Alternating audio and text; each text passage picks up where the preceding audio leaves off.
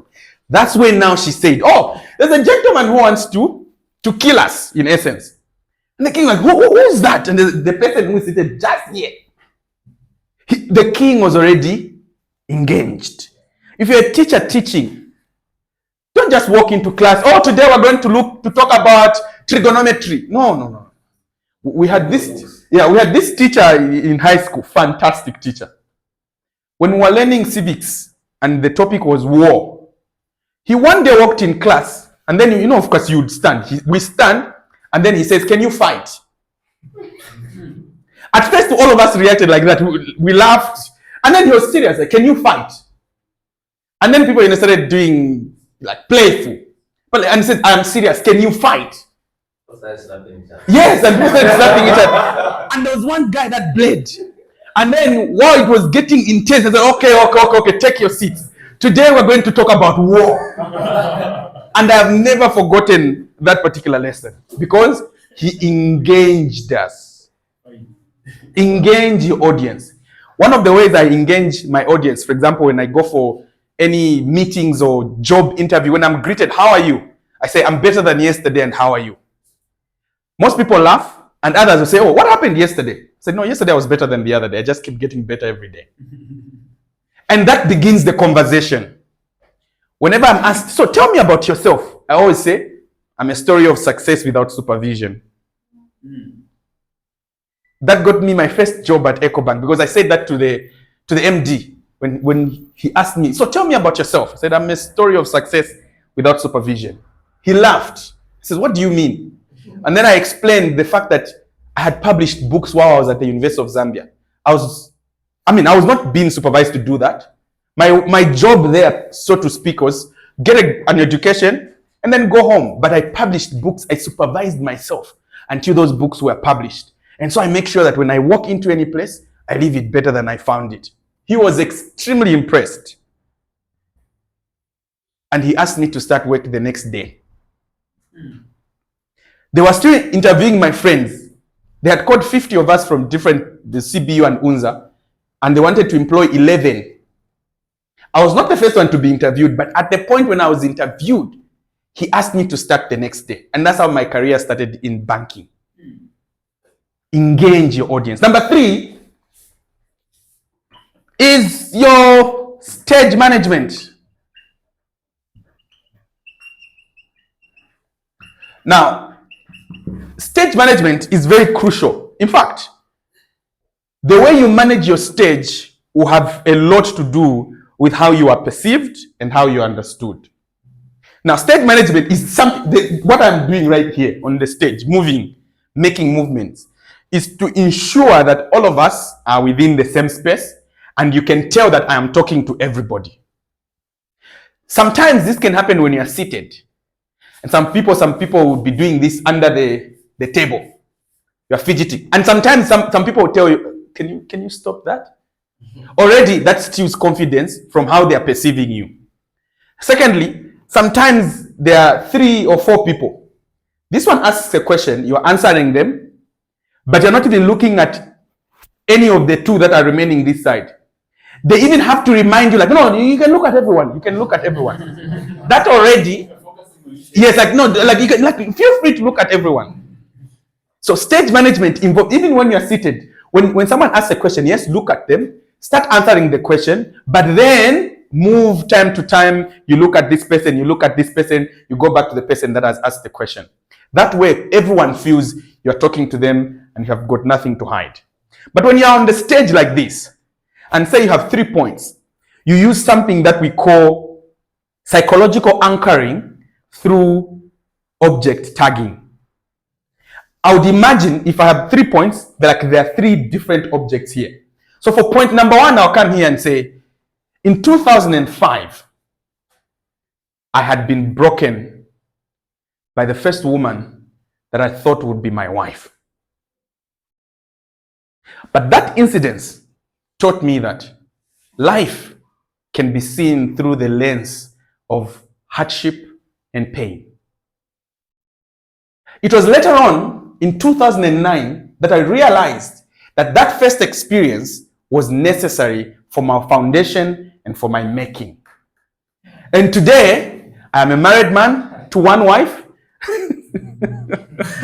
with 2 children. And through all these situations, I have learned the hard way, but it was necessary for my forming. You've seen how I've moved. Started from here, but I didn't stop to say, after I stopped here, and then I go quiet, and then when I stand here, that's when I start talking my next point. No. While I am here, I give my point, I finish. While I am transitioning, I am walking here, and I make my point. And then I transition, I'm here, and then I make my point. Move meaningfully, it was in 2005. And you see, that year, I had just been heartbroken by someone who I thought would be my wife. But then it was again in 2007 that I then later realized that life can be seen through the lens of pain. Like, you've said a lot of things, and now we don't know which one is 2005 and which one is 2007. So talk, finish your point, then move, finish your point, move, finish your point, then come and conclude. Yes. Not to interject. I think I have two things. In case I forget, I wanted to just highlight that. The first one is on eye contact. There are some audiences, maybe you can talk about it. There are some audiences where you are in that audience and they're not paying attention. You said you don't maintain eye contact for a long time on one person. Then there's this one person who is only smiling at you. The rest, they are not with you. You can either they are busy on the phone, they are whatever, maybe it could be engagement. But what do you do in that case? Because they could face such a situation.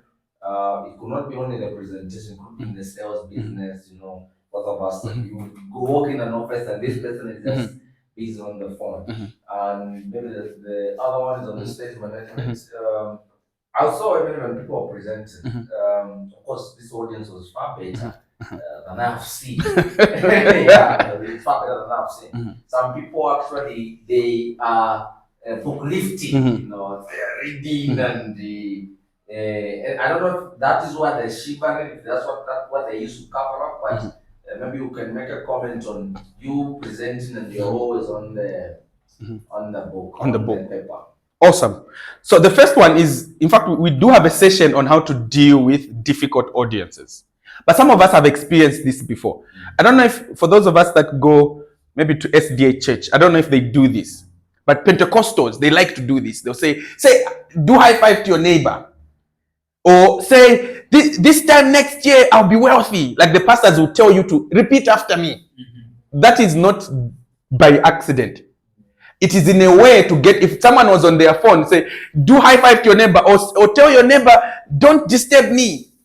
That way, like someone, even if they were doing something, they will have to hold on for those few seconds.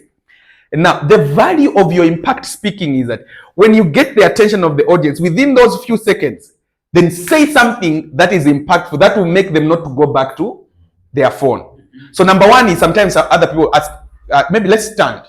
If you can't make the people stand, sometimes pause. When there's silence, people wonder what has happened. So that's a way of getting them back to you and talking about what you're talking about. The other thing, you can tell people to say something to their neighbor. Or you can ask people to say something about what you're talking about. Like, what do you think about this? When you throw it back to them, then they will be attentive to respond.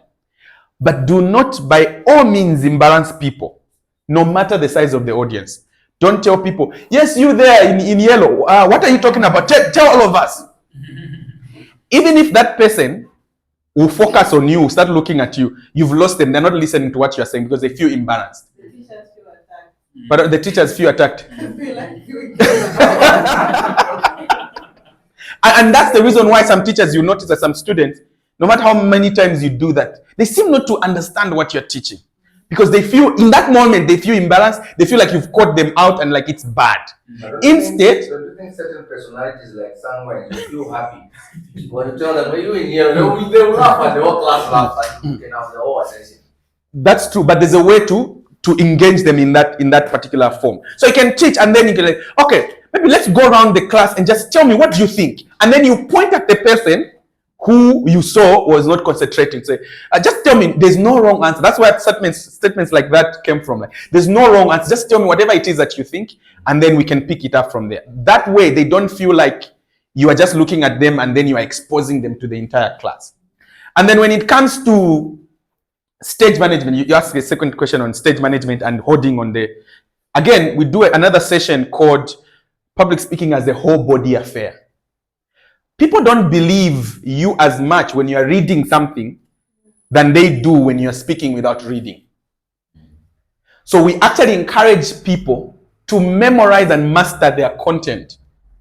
That's why you've seen most of us here, we can read a point and then explain. Because everything else is coming from the head. And you believe that this person knows what they're talking about. It's like expressing your love to your boyfriend. And you go with a paper. I just want to tell you that you are the best thing that has ever happened to me. No, like, the words are nice, the words are true. But do you think they'll believe you? They'll be like, but it should come from your heart. And that's the reason why I feel like there's an injustice with most politicians. Let's say minister of water and whatnot. Then you know that there's it's called this 8th day where they give a speech. And it's just about 10 minutes. You can't tell me throughout the day, you can't even just memorize the speech and then come and then talk without having to read. But they will read everything. And in so doing, you can't maintain eye contact with people because you will forget the line.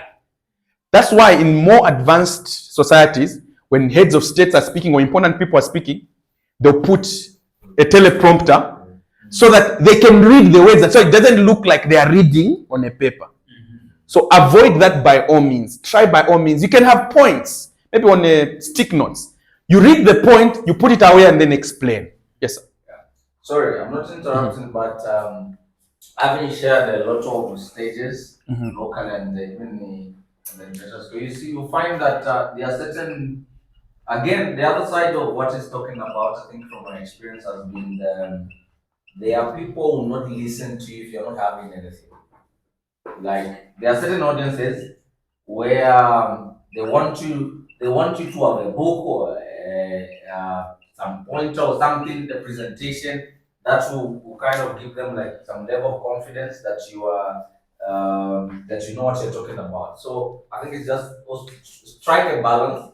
It shouldn't be about book lifting, but if you can use a piece of paper, let it just be there for the sake of the formality, because there are certain audiences.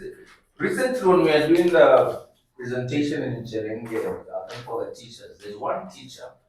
The man was presenting, and he never had the notes. He was presenting and taught very well. This man raises his hand and asks a question. He says, "Sir, what you have shared is what you have read. Now tell us what you know." and to your point, yeah. There are such others who tell you, okay, what you have shared is what you know. Now tell us something from the book. So I think managing that debate, you have to know your audience very well, and then you manage it very so that doesn't really affect the impact of the message. That's true. When we're doing dissertation for the masters, the lecturers would actually, if you are beaming on your PowerPoint presentation and you are reading line by line, they actually stop you and say, "You are insulting us by assuming that we don't know how to read." So speak, don't read line by line. Just this thing is your research. You have it in your head. Yes. I wanted to find this public speaking we are talking about. Is it applicable in every situation? Because I've seen in certain cultures and whatever you are addressing, maybe the elderly one, the chiefs, then you draw your eyes straight on the chief. They consider it as being a bit rude. You've seen. So you try balance it. So I don't know how it works now under public speaking. Because in certain, as who have been teachers, we've seen some children, when you look at them, they will look down. And they will never ever point. So you consider some of them from home where they come from, even their parents when they are talking to them, and you are looking to I'm talking to you and you are looking at and that's a very fantastic point. But to answer your question, the long and the short is that yes, this applies to everything. And then I wanted to make a comment to what you've just said. That's how mostly our parents have destroyed us. Because most of us are not confident when we go out there. We can't maintain good eye contact. Yes. No, you can finish. Oh, okay. So to some extent, look at how the same chiefs talk with when white people come to their palaces. That thing doesn't even, like, they want that particular Of course, you can't make it like weird. Like I said, 3 seconds is like, this is 3 seconds. I've just looked at her for 3 seconds and then I moved. Like, it doesn't even look like it's much. But if you are not maintaining eye contact, it's very easy to be manipulated, you as a person. But number two, people don't have confidence in terms of what you are saying. But to your point, these are some of the things that we teach when we're talking about intercultural communication. There are certain things that happen in certain cultures, so you need to understand those dynamics of those cultures. But ultimately, the global world over, confidence sells. Even if you're not selling anything, if you are confident, people will buy, even if they don't know what they're buying. But yes, these apply to everything. That's why 33,000 people in Zambia in 2022-2023 divorced, because they were not being engaged. They were not being looked at. You're telling someone, yeah, I respect you as my husband, but you're not looking at them. You're telling them something, but your body language suggests something else. So yes, but then we can specifically look at them in intercultural communication. So scientifically, I think why this is important, scientifically it is proven that 95% of your communication is non-verbal. Yes. So when you're communicating to another person, it's how your body is moving. That's how they're getting the message.